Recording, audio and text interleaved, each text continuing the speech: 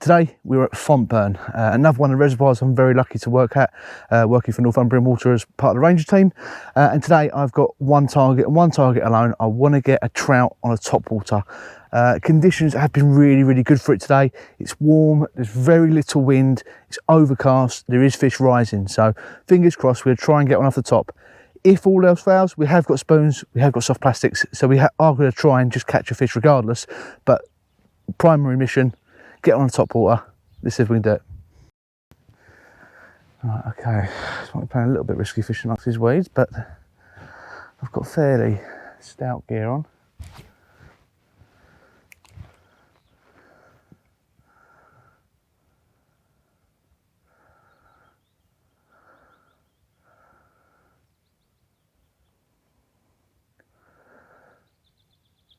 First step is just getting a reaction off a fish, getting to come up and have a look at it.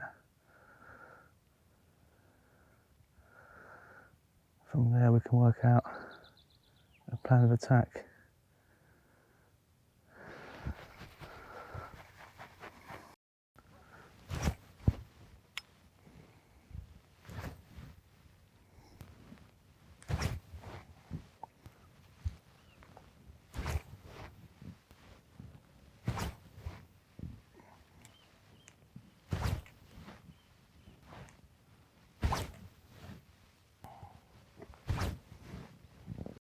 Okay, well, it's not taking me long, and I've already gone onto a little spoon. I've not seen anything rise really, and makes you think they might be a little bit deeper. So until we start seeing some fish rising, I'll chuck some spoons around, maybe some soft plastics, so you can just get a pull just to start the session off right.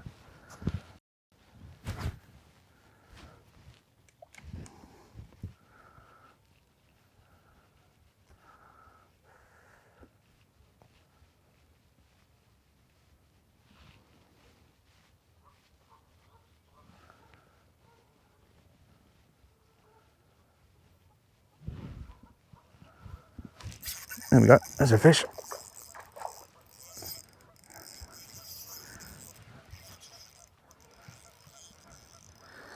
Oh, there was fish there. Literally first cast with a spoon.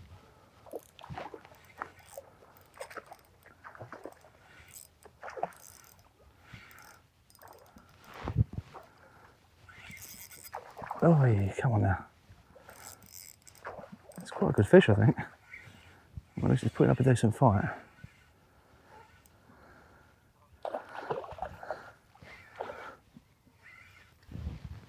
Okay, here it comes.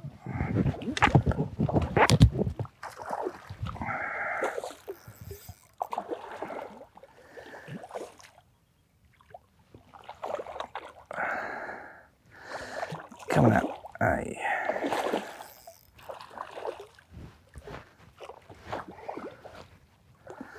Into the net. Come on. That's good fish.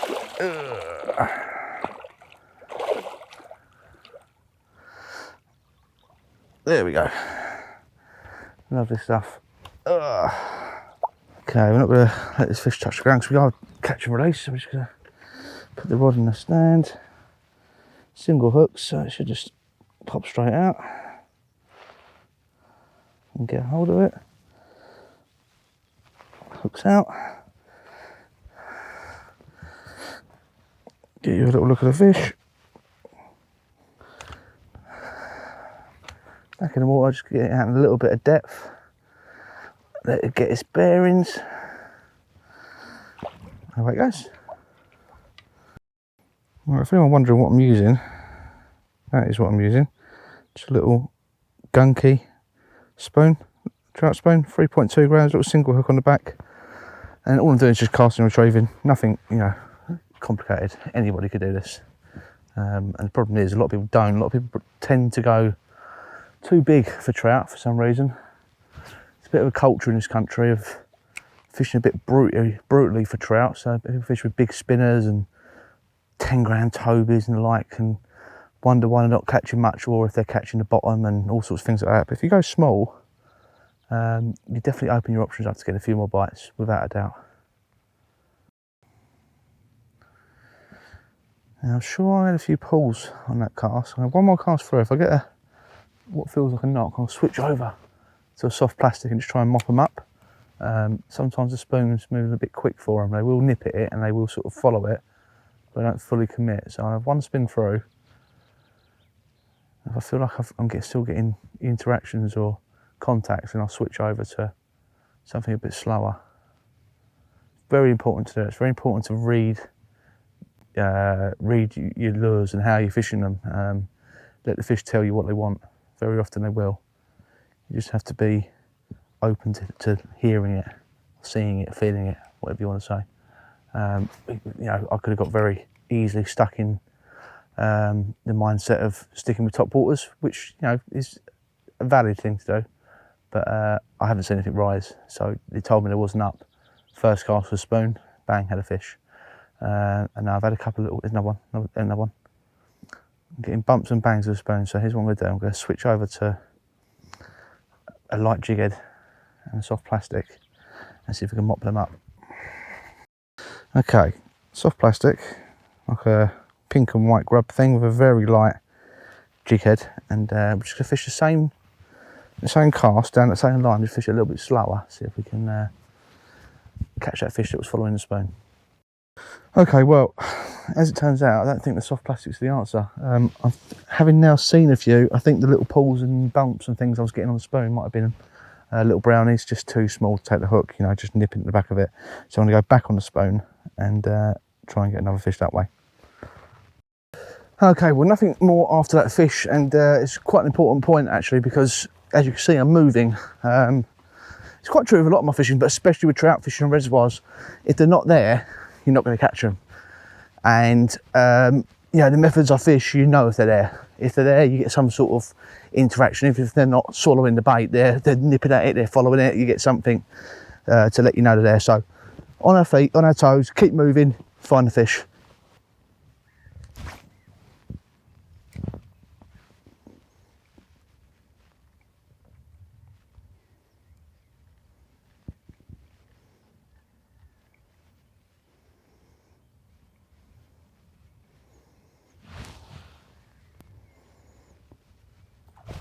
Oh, yeah, well, the fish missed it.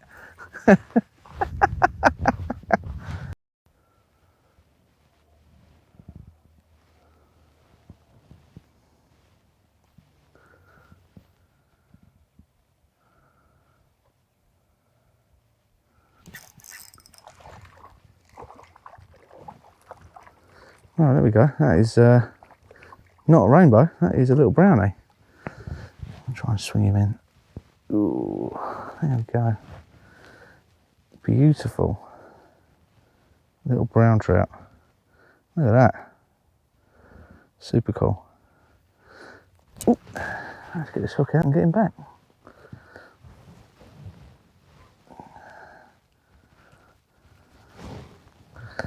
There we go.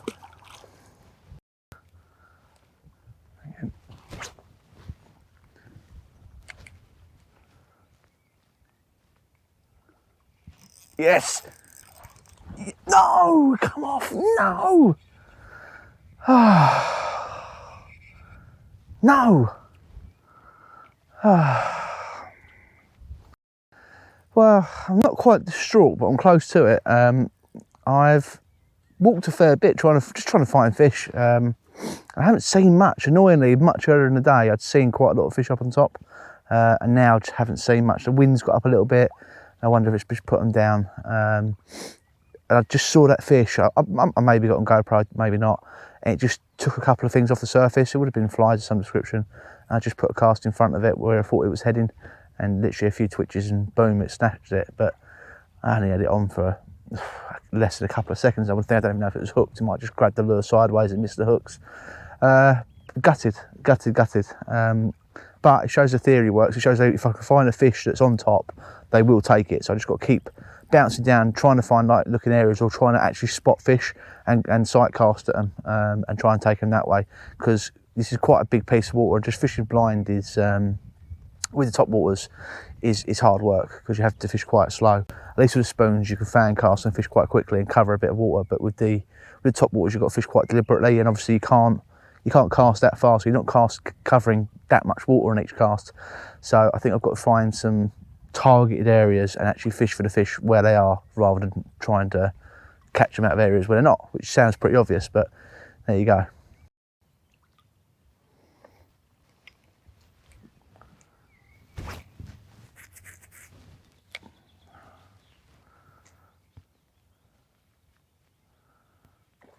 Oh, how did I miss that? Go on.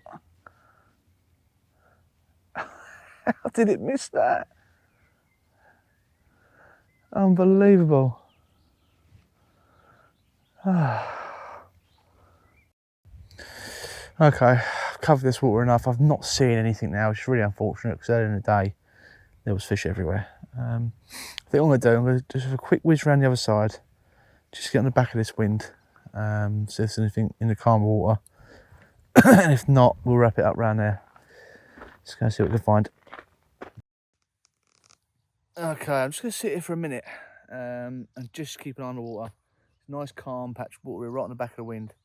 Just see if I see anything pop its head up. If it does, then I'll have a few casts. If not, I'll probably call it a day. To be honest, I'm absolutely gutted because I've had opportunities. I had three, I think I had 3 opportunities, maybe 4, that I could have hooked up on. One of them I felt the fish, and whether it had a hook in it or not, I don't know. And the other 2 just missed the bait entirely. One of them, I don't know how it missed the bait. I'm praying it got it on the GoPro, because it absolutely wanted to kill that lure. Which gives me confidence that maybe on another day in better conditions, it's doable and I can catch these fish. But today I think it was better this morning when I couldn't fish, and as days gone on, I'm not seeing any fish now. This morning I was seeing fish all over the top. I think where it's gone overcast, it's maybe cooled down a little bit, and there's not as much fly life on the surface, which is forcing the fish down in the water column a bit, and they're not looking up at top waters. Having said that, I have thrown a spoon and silicons around as well, and not had out on them either, so who knows. So like I said, I'm just going to sit here for a couple of minutes, just see what I see, and if I see nothing, we'll call it a day there. Okay, well, I'm not convinced I've seen anything worth fishing for. I've seen a few splashes, which I think are just little brownies, but we'll have a handful of casts anyway since we're here, and then we'll wrap it up. Okay, last cast I think, and then I will admit defeat because it's not happening, which is unfortunate, but there we go. They were definitely up there earlier, or up on the top earlier, just not now, which is just highly frustrating, but I can always come back. Maybe pick a day where it's warmer. Yeah, we are in middle June now, and it is still what I'd call cold for June. I think it was sort of sub 10 degrees when I was on my way here this morning, and now I'd guess it's probably 12 or 13, which isn't exactly tropical. I know I'm in the northeast now, I've got to get used to that a little bit, but still, I think I could expect a bit higher than that. Anyway, right, let's call it a day. Yeah, next time. Okay, before we call it a day, I thought I'd just quickly run you through what I'm using. Not that it's been fantastically successful today, but it is the same stuff I would use all the time. So this is my St. Croix panfish. It's a 6'4". It's pretty much what I use for all of my sort of larger still water trout fishing and some of the river stuff as well. I have got a trout series as well, which is a little bit lighter, which I'll lean on for the ultra light fishing on rivers and streams and brooks and things like that. My panfish is my go-to if I'm fishing, I don't know, over 2.5 grams, maybe 3 grams. And I've got my GS 750 by 7, which we actually heard the drag peeling today, which was quite nice. I did do a little video on this reel in a bit more detail, which I'll link up here if I can. So if you do fancy, go and have a look at that. It's a fantastic reel. I'm really pleased with it. It casts lovely, lays line lovely, drags really smooth, and it's pretty looking, which is a big bonus. So that's a rod and reel. Braid wise, I think I've got 4-pound braid on there. I think it's the favourite braid, but don't quote me on that. And then to the lure, this is a gunky Megalon. And I'll get a close up of it, but what I've done is I've just taken the trebles off and put a couple of singles on. When I'm trout fishing, I don't really want to have to keep fish unless they're deep hooked. So wherever possible, I try to use single barbless hooks. That's probably half the reason I missed the takes I missed today, but that's the toss up, you know. I don't really want to be having trebles all over their faces and things like that. So I took the trebles off and I put singles on.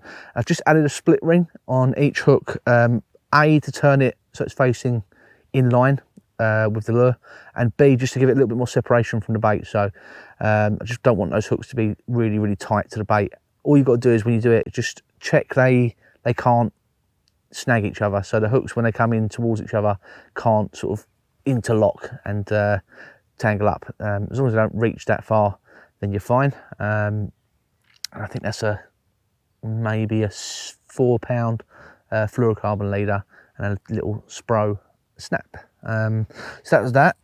I've also been using soft plastics. So I've got a variety of these. These are by Fresh Lures, I believe, like a grubby type thing. They absolutely stink, and just on really, really light jig head. Similar sort of thing. Well, you know, very similar, just different colour, brown, different shape. And then what actually did the business was spoons. And this is just a gunky trout spoon, 3.2 grams, sparkly orange on one side and gold or brass or whatever on the back. And same again, just a little single hook with a crushed barb. And that's it. It doesn't get any more complicated. Just keep it as simple as you can. I feel like we'll have to revisit this on a better day when the weather's a bit more favourable, and maybe I've got a bit more time. I've literally only fished for an hour and a half. So, you know, one fish, 3 more opportunities, and I had 2 fish, I suppose. I had the little brownie as well. So I had the rainbow brownie and 3 opportunities on Topwaters. I'll sort of take that in an hour and a half, and yeah, I think it's worth revisiting. They definitely seemed to, when they wanted it, they really wanted it. So I think if you can get a day when there's a few of them that want it, you've got more chance. So we will revisit this at a later date. What's coming up? So by the time this video comes out, the river season's probably started, so it is game on. Really, really want to get a big perch out of there this year, and I'd really like to try and work out the pike. And it's going to be all about top water for me over the summer period. It's the only way I like to fish for them this time of year. When they're charged up like that, it's just unbeatable. So we'll be trying to catch some fish on top water. Crankbaits as well. I need to get myself into fishing some crankbaits. It's not something I'm overly confident in, so we're going to really push myself to fish crankbaits a lot this summer, and try and nail some big perch out of the river. So yeah, thanks for watching. Please do like, subscribe, comment, all those things that are really boring that I ask you to do every single video, but it means a lot to me. So if you can do that, I would really appreciate it. The geese are going to ruin my outro, so we'll call it a day there. Thanks for watching. See you next time.